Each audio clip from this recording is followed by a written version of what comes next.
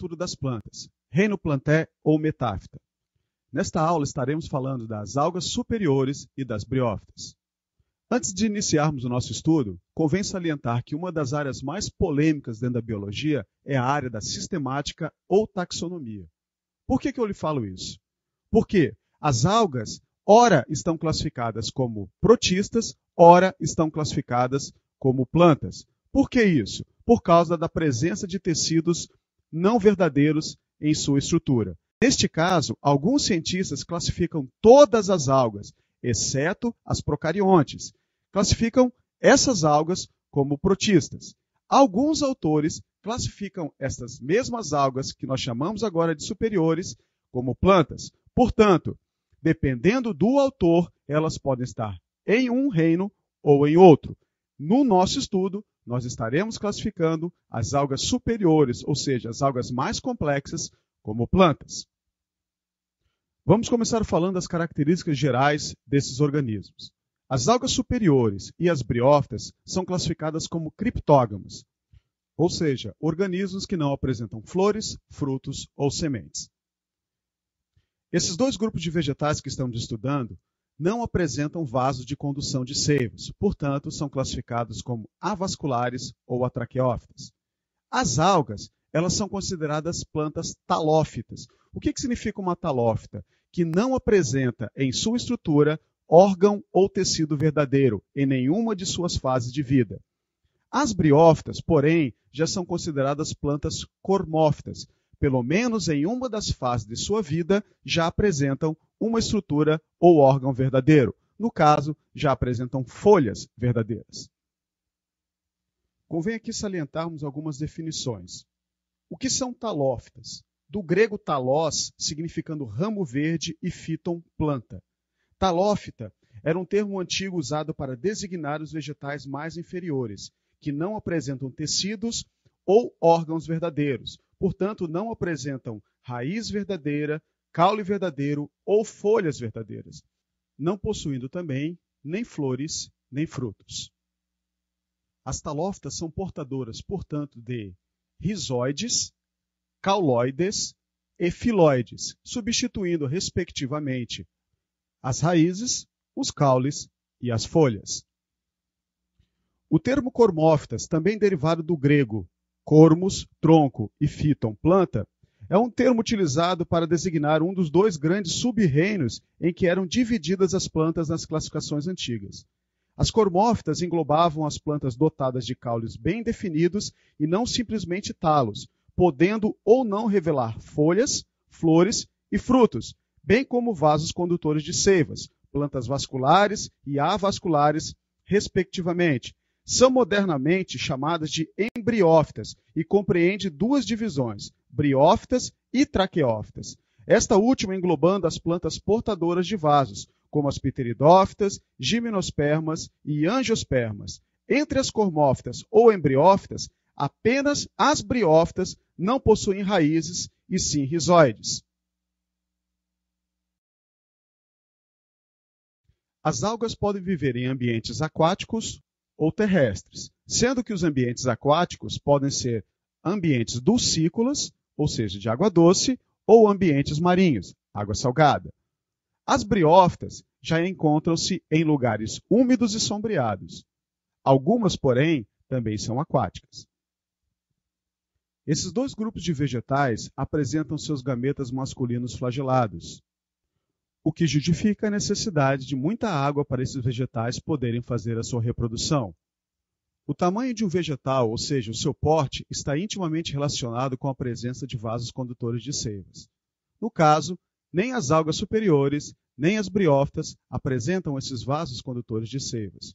Porém, as algas, como elas estão dentro d'água, elas podem crescer bastante em comprimento, como é o caso de algumas algas que podem atingir até 60 metros de comprimento. Porém, estão dentro d'água, não para fora da água. Com relação às briófitas, o seu porte também é bastante reduzido, devido à falta de vasos condutores de seivas. Isso faz com que esses vegetais não atinjam mais do que 20 centímetros de altura, uma vez que agora a maioria das briófitas são terrestres. E como representantes das algas superiores temos as algas verdes ou clorofícias, as algas pardas ou feofícias e as algas vermelhas ou rodofícias. Falaremos agora do filo clorófita, o filo onde estão classificadas as algas verdes, clorófitas ou clorofícias, são sinônimos. Nesse filo nós temos 7.000 espécies. Encontramos organismos pluricelulares e unicelulares aqui dentro. As espécies podem ser marinhas, podem ser de água doce e podem ser terrestres, sendo que no ambiente terrestre elas são localizadas em locais úmidos, sobre rochas e até em troncos de árvores. Apresentam como pigmentos fotossintetizantes, clorofila A e B localizada nos plastos, além de carotenos e xantofilas. O amido é a sua principal substância de reserva. A celulose, o seu principal constituinte da parede celular. Neste grupo de algas aparece a reprodução assexuada e sexuada. Como grande exemplo desse filo, nós temos a uva lactuca, que é conhecida popularmente como alface do mar. O filo feófita, o filo das algas pardas, feófitas ou feofícias, é composto por 2.000 espécies. Seus representantes são pluricelulares, com um tamanho variando de centímetros até muitos metros de comprimento. Apresentam como pigmentos fotossintetizantes clorofila A e C nos plastos, além da fucoxantina. Apresentam óleos e laminarina, um tipo de polissacarídeo, como principais substâncias de reserva. Podem apresentar reprodução sexuada e assexuada na mesma espécie. Apresentam celulose e algina, um outro tipo de polissacarídeo, como constituintes da parede celular. Neste grupo temos como exemplos a laminária, uma alga muito utilizada na alimentação japonesa, o sargaço e o fucus. No filo rodófita estão classificadas 4.000 espécies de algas vermelhas, rodófitas ou rodofícias. As algas deste grupo são pluricelulares, porém algumas ainda são unicelulares. Elas são abundantes nos mares tropicais, mas existem algumas espécies em água doce e terrestre. As de ambiente terrestre vivem também sob tronco de árvores e até em florestas úmidas. Apresentam como pigmentos fotossintetizantes a clorofila A e, em alguns casos, a clorofila D, além de apresentarem a ficoeritrina, um pigmento vermelho, e da ficocianina, um pigmento azul.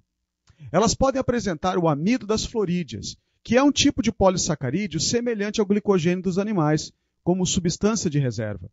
Elas apresentam celulose e apresentam alguns polissacarídeos, como o agar e o carragin, utilizados na constituição da parede celular. Podem ter também reprodução sexuada e assexuada.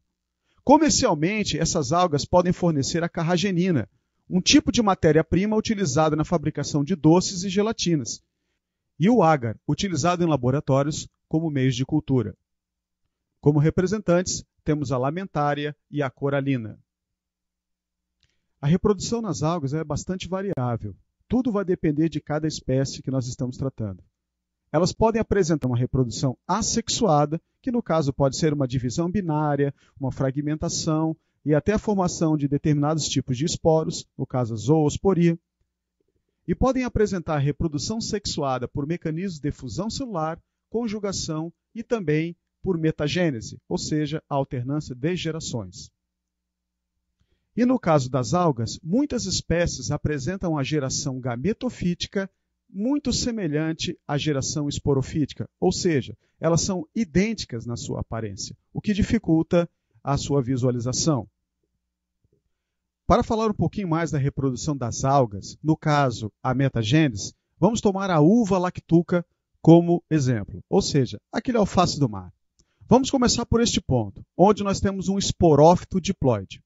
Neste caso, os esporófitos diploides e os gametófitos depois haploides, eles são muito parecidos, por isso o ciclo de vida deles é chamado de isomórfico. O esporófito diploide, através de mecanismo de meiose, produzirá esporos haploides.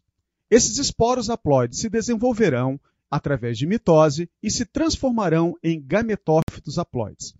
Esses gametófitos haploides, através de mecanismo de mitose, produzirão os seus gametas haploides. Estamos falando agora da fase sexuada do vegetal. Os gametas masculinos e femininos produzidos por esta alga são iguais, por isso nós dizemos que a reprodução dela é isógama, ou seja, gametas iguais. Esses gametas se unirão e formarão agora um zigoto diploide. Este zigoto diploide, através de mecanismo de mitose, estamos agora na fase assexuada, se transformará agora em um esporófito diploide, reiniciando todo o processo de reprodução da alga, o que caracteriza a metagênese ou alternância de gerações. Vamos falar agora das briófitas.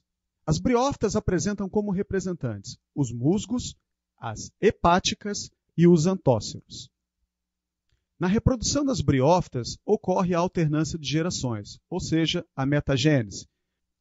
No caso das briófitas, a geração gametofítica é a geração dominante, enquanto que a geração esporofítica é a geração efêmera, ou seja, passageira, e ela é dependente da geração gametofítica. Desenvolvendo-se em cima da mesma, vamos começar pelo gametófito haploide, que é a fase adulta do vegetal e é a fase duradoura. Este gametófito, ele produz um gameta também haploide. Este gameta, após o fenômeno de fecundação, formará um zigoto, e esse zigoto se desenvolverá em um esporófito 2N, um esporófito diploide, que é a outra fase adulta do vegetal. Esse esporófito agora produzirá um esporo haploide. Após o desenvolvimento desse esporo, acontecerá a formação de um novo gametófito haploide. Vamos aprofundar um pouco mais. O gametófito haploide das briófitas é pluricelular.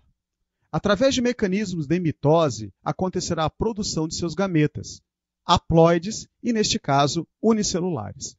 Esses gametas se fecundarão e acontecerá a formação de um zigoto diploide que agora, através de mecanismos de mitose, se desenvolverá em um novo esporófito diploide. Neste caso, também pluricelular. Este esporófito diploide, através de mecanismos de meiose, produzirá os seus esporos haploides, unicelulares. Esses esporos se desenvolverão através de mecanismos de mitose e se transformarão novamente em gametófitos haploides, no caso, pluricelulares, reiniciando desta maneira todo o ciclo de vida de uma briófita. A reprodução das briófitas é dependente da água, uma vez que seus gametas masculinos são flagelados, por isso precisam nadar até o gameta feminino. A estrutura produtora do gameta masculino, ou seja, o gametângio masculino, apresenta como nome anterídeo, enquanto que seu gameta masculino tem o nome de anterozoide. O gametângio feminino recebe o nome de arquegônio, enquanto que o gameta feminino, o nome de oosfera. A fecundação que acontece neste grupo de vegetais é simples, a união de um anterozoide com uma oosfera formando um zigoto. Existe uma estrutura intermediária entre o esporo e o gametófito, que nós chamamos de protonema. São os protonemas que gerarão os novos gametófitos, sejam eles masculinos ou femininos. E vale a pena salientar, o esporófito, ele nasce em cima de um gametófito feminino. Ele depende totalmente desse gametófito para receber os seus nutrientes e poder se desenvolver. Falaremos um pouco mais disso no esquema a seguir. Começaremos a partir deste ponto, a geração adulta e permanente da briófita, ou seja, o gametófito. O gametófito masculino e o gametófito feminino são independentes uns dos outros. O gametófito masculino produzirá o anterozoide, que através da água nadará até a oosfera, produzida no gametófito feminino. Após a fusão dessas duas células gaméticas, acontecerá a formação de um zigoto, que se desenvolverá e se transformará em um esporófito. Esse esporófito se desenvolverá em cima do gametófito feminino. E, após o amadurecimento desse esporófito, acontecerá a formação de esporos, que ficarão armazenados dentro de uma cápsula. Quando essa cápsula se romper, os esporos serão liberados no ambiente, originando a partir dos mesmos a estrutura conhecida como protonema. Então, a partir desses protonemas serão originados novos gametófitos masculinos e femininos, reiniciando o ciclo de vida destes vegetais.